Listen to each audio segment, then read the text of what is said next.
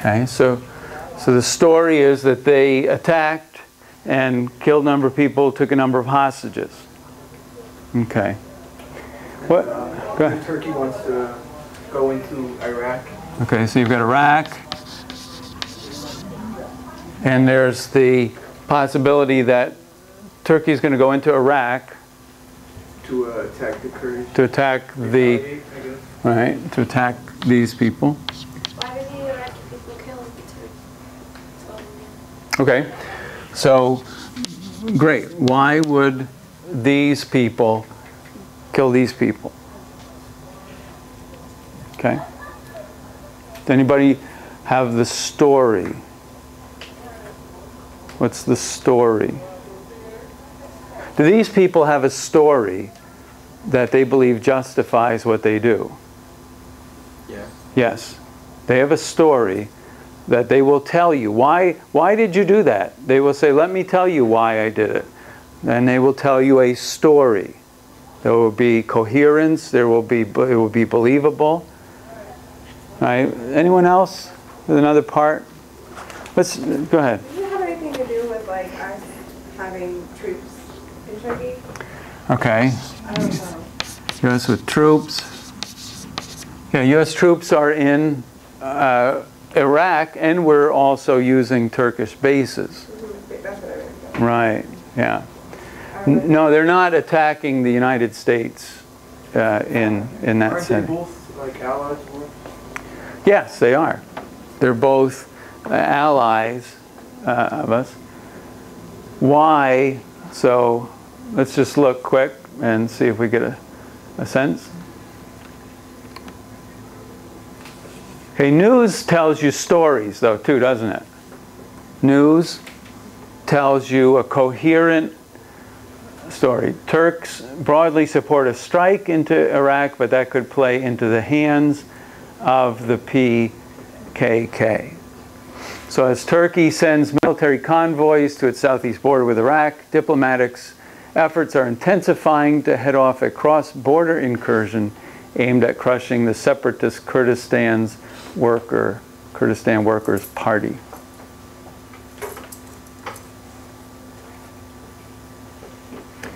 So that's part of the story, right?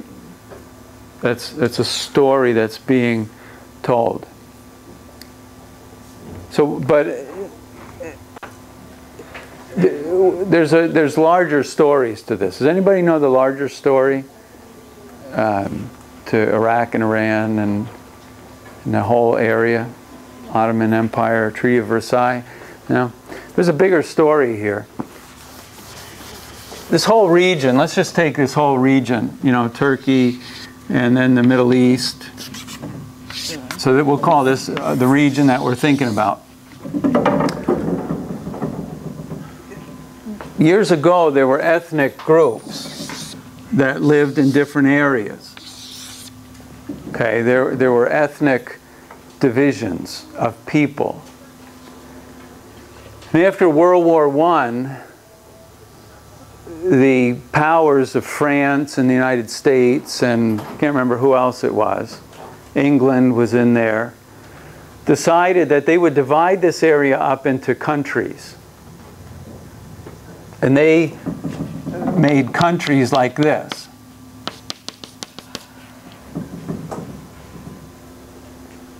What kind of problems does that create then? Separation problems. Okay, it creates problems because it just divided these people into 3 countries. So the people that you felt connected to and you were with, now all of a sudden are part of another country. Your relatives down the street are part of another country than you are. And so this is what happened to the Kurds.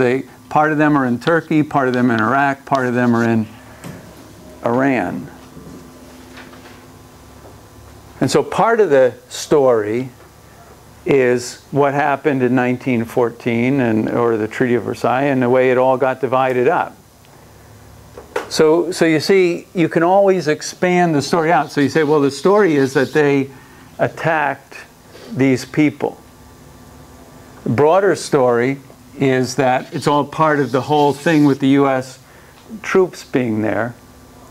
A bigger part of the story is that it goes back to the way we divided up the region after the First World War was over. Now, you would tell each of these stories for a reason.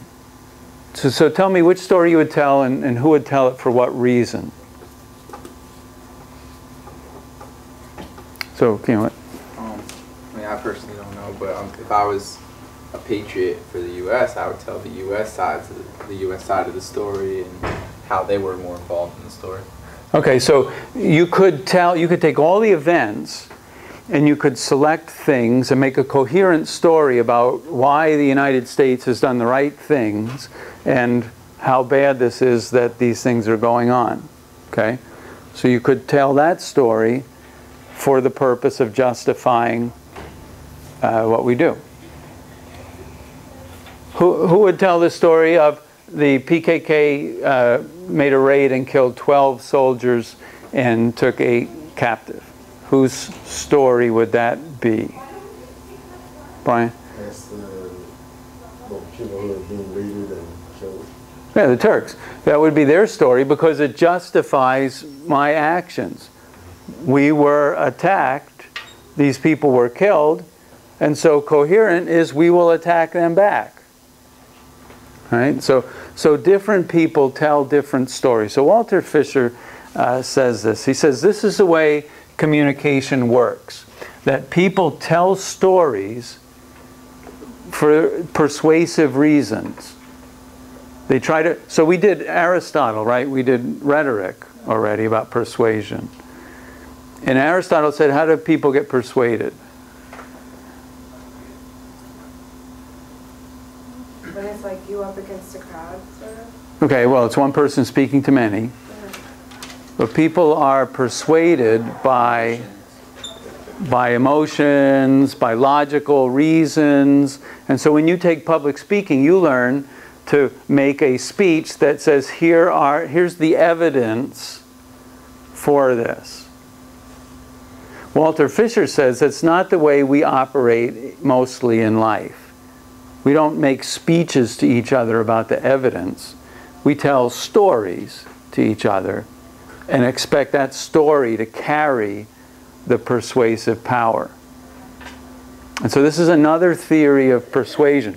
So I don't know if you've heard speakers do this. I've heard speakers do this, that instead of making an argument that has ethos, pathos, and logos, they tell a story and allow the story to carry the weight.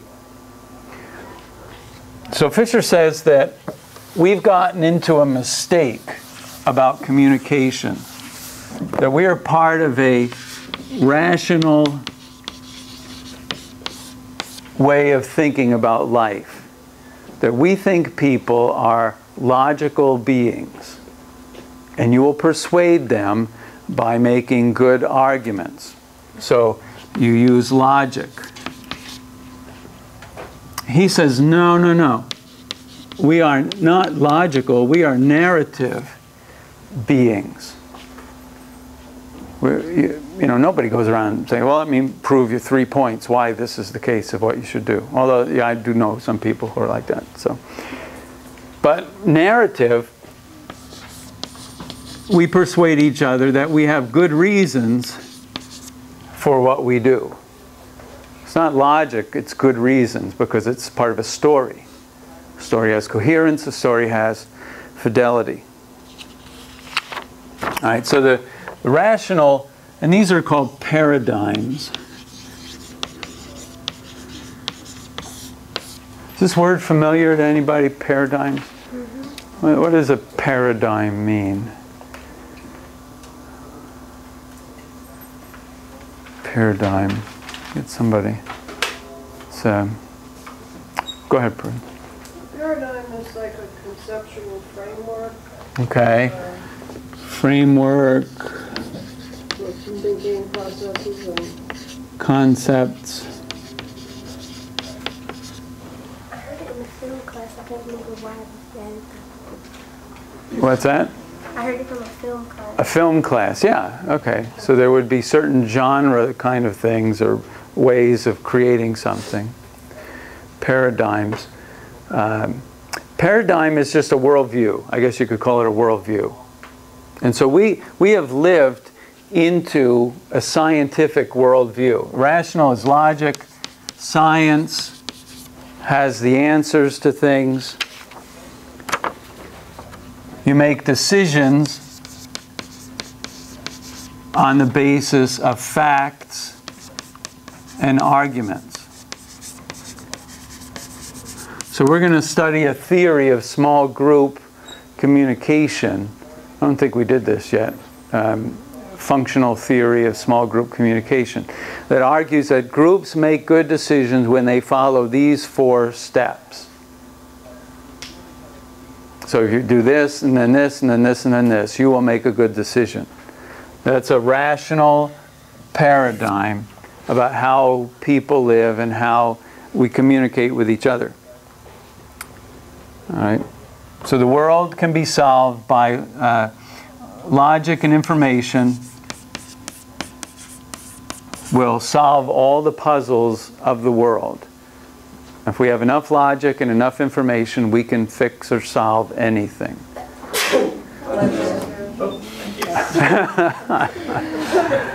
There we go. The narrative paradigm disagrees. Narrative paradigm says that's not what people are like. People don't go around looking for information and facts, arguments. They think about the stories that they know and make sense of life on the basis of what makes sense within the stories, good reasons that exist within the stories. And so, so history and culture are all part of our ability to think about what to do.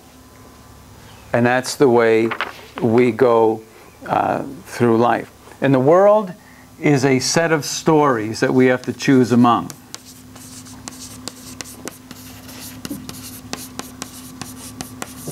And we have to choose a story. Which story makes the most sense to me? And which story will I use to make decisions and to live out in my life?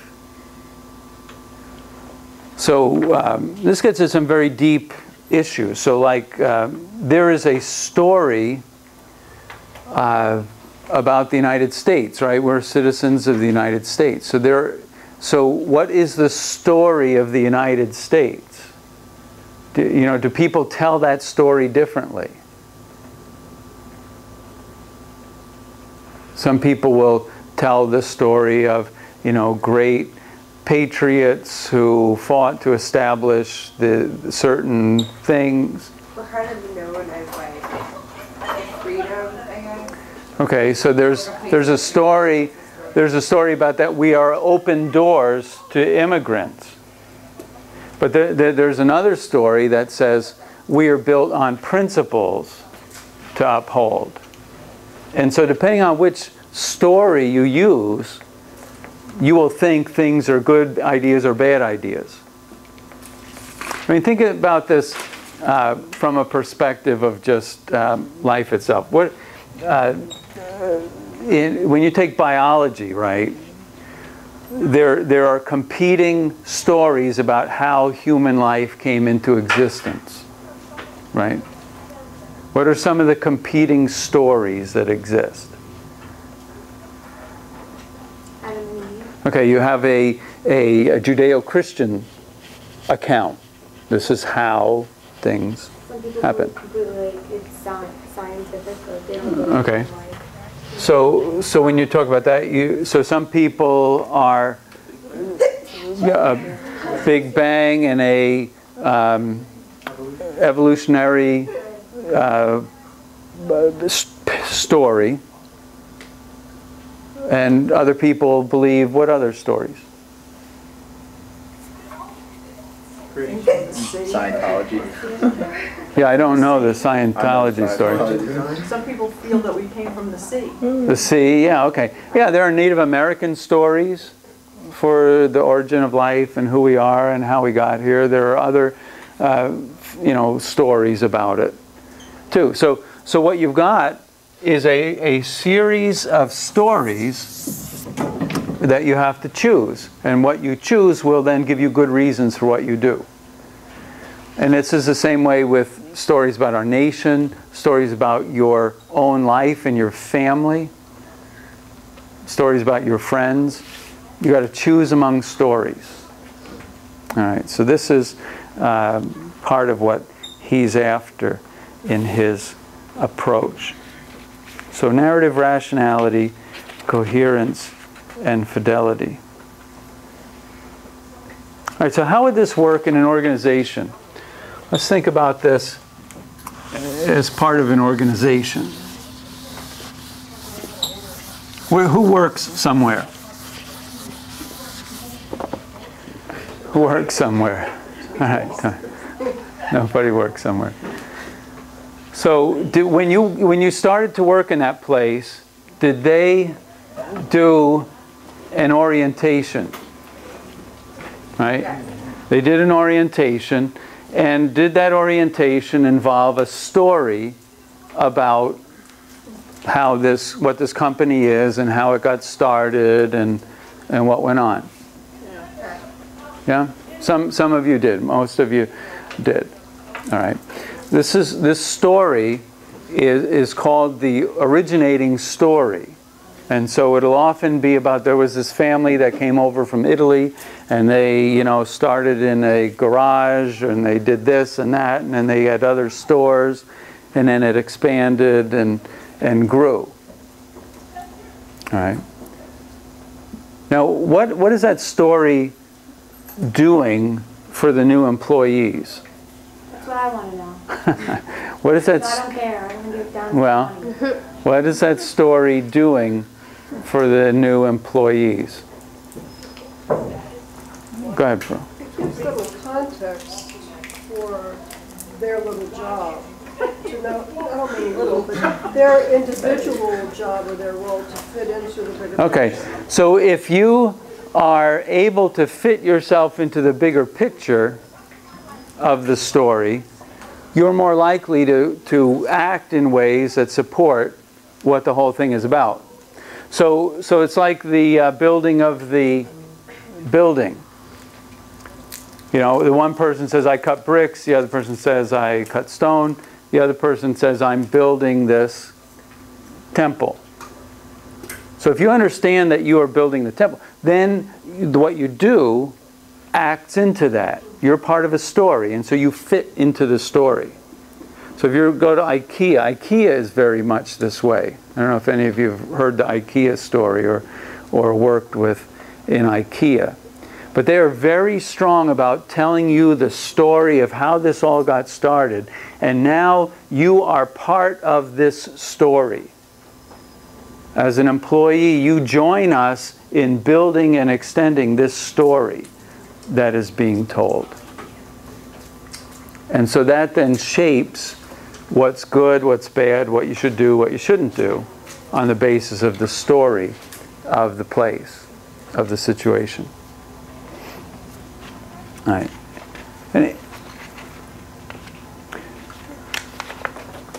Let's finish. I want to finish the turkey thing so we can use it for the next thing. Then we'll take a break and come back and talk about Kenneth Burke. All right, so one way to tell the story is from the Turkish perspective. Okay, and in the Turkish perspective, how does the story sound?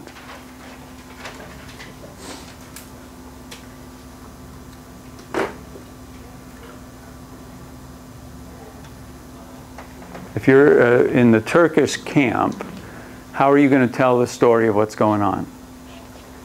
We're victims, they came in, they killed our peeps, and Right. we're mad.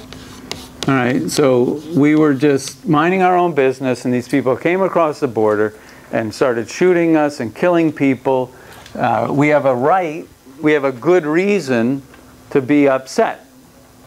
And so we are justified if we attack across the border because we are responding to terrorism. This is terrorism against us. And we know that in the world today, the way you respond to terrorism is you go after it wherever it is based. So that's the story that the Turks are telling and could tell. All right, if you're the PPK, what's the story you're telling in this situation? Have you read their story? Maybe not. Why isn't there story in these stories? There's 3,000 stories here.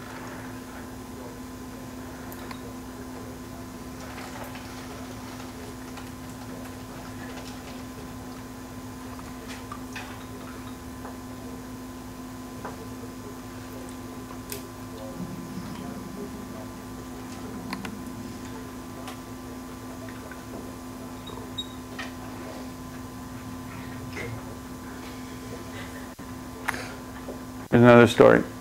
Okay, who are the PKK? Kozhov says, all right, they have a story.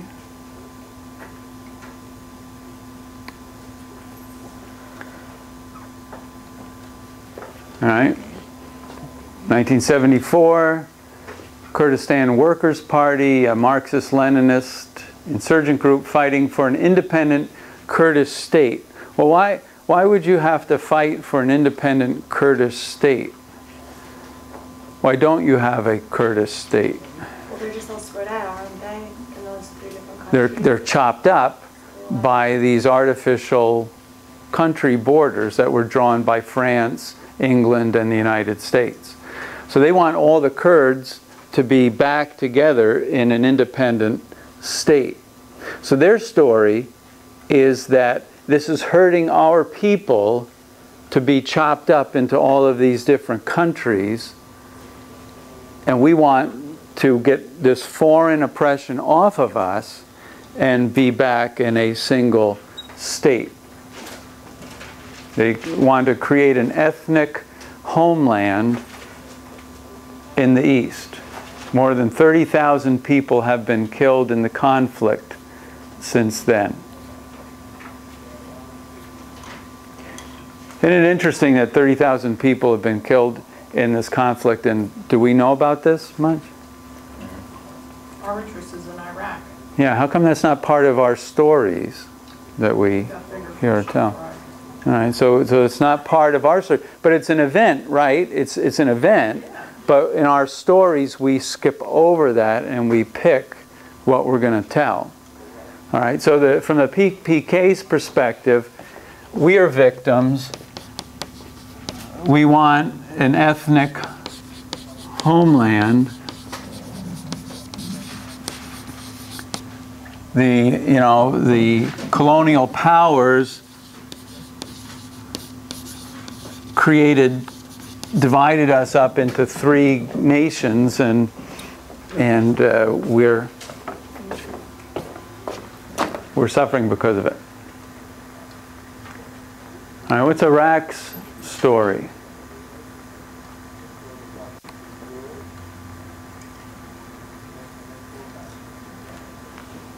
So you've got a Turkish story, you've got a PPK story, you've got an Iraq story. How are they telling the story?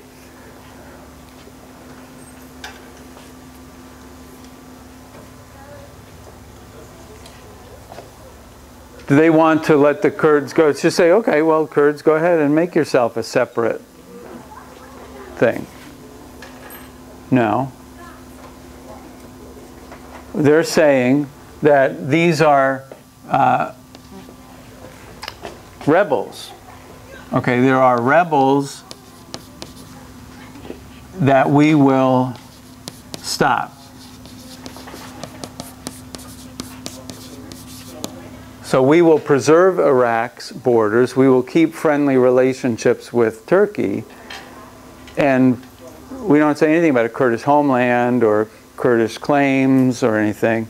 And if you know anything about the background here, Kurdistan is a hugely rich area of resources and things. And so this is not just a ethnic thing, this is an economic struggle. Because if the Kurds could break off from these other places, they would be a wealthy nation. In fact, they would start to rival Dubai. Does anybody know what's going on in Dubai these days? I don't know if you read this. But their money is flowing in. They're building huge buildings, skyscrapers. They're building resort communities. And in Kurdistan, there are cities that are experiencing the same thing. So Iraq would like to keep those. Turkey would like to expand their border and claim them. And if the terrorists give us a reason to go in, all the more better. So the U.S. story, what's the U.S. story?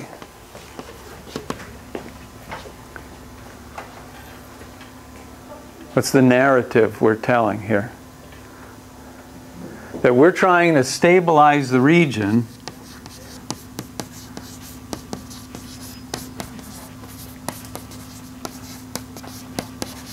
and our allies are Iraq and Turkey, and there are terrorists that are disturbing the ability to stabilize the region.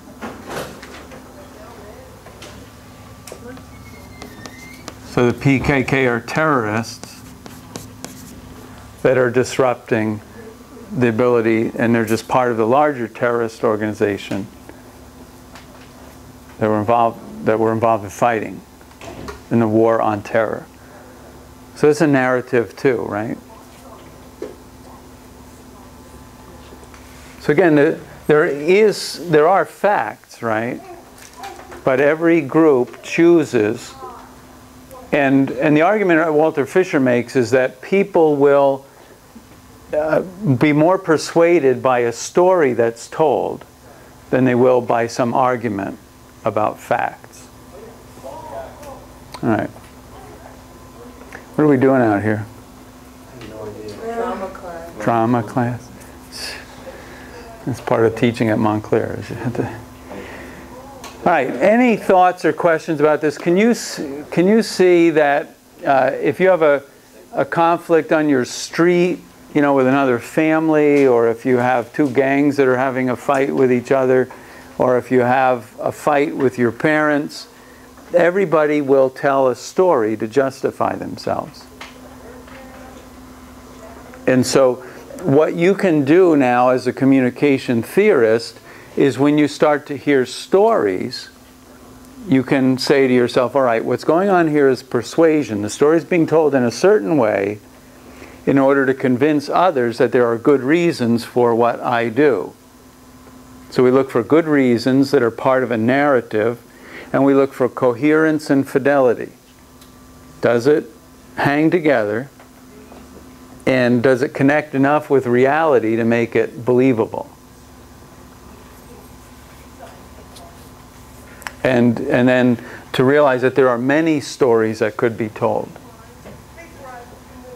And so where could you apply this? I mean, who's got thoughts? Or I mean, you must be thinking about some examples where people are telling different stories about things. Anybody have an example where you could see this working out, Letitia?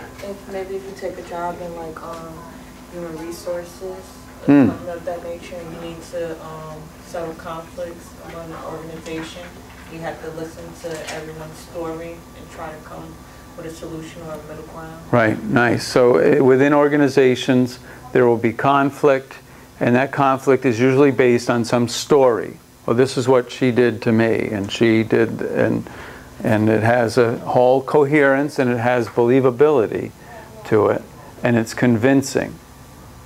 But right, there may be other stories that you have to get at. One of the things organizational consultants learn to do is to create new stories within organizations that bring people together, where everyone can get into the story and be part of it. Any other thoughts about where different stories happen? So in your reflection, look for stories, talk about what good reasons are offered, what's the coherence, how is their fidelity, and what are the other competing stories that exist within. Go ahead.